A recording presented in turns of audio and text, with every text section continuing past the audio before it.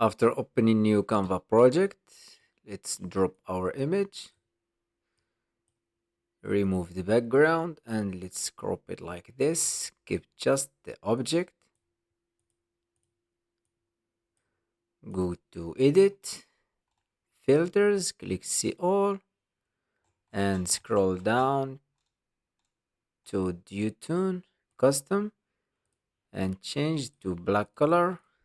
Increase the size and place it in the middle.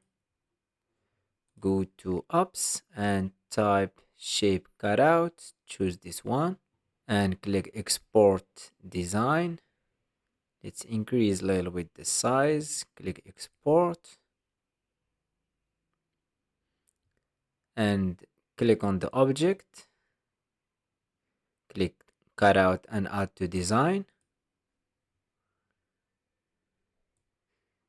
Let's delete the first one, keep just this one. Go to edit, scroll down to shadows, glow, go to settings, decrease the size, decrease the blur amount, and let's increase a little bit the intensity. Let's adjust the size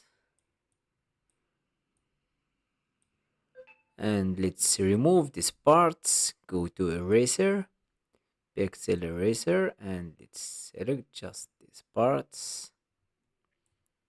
Click done. Let's use the same image, adjust the size,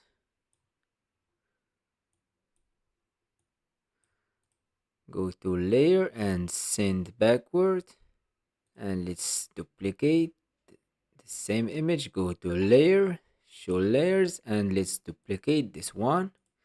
Keep one copy in the top, remove the background, align it, and let's crop it from the left side. And here's the final results.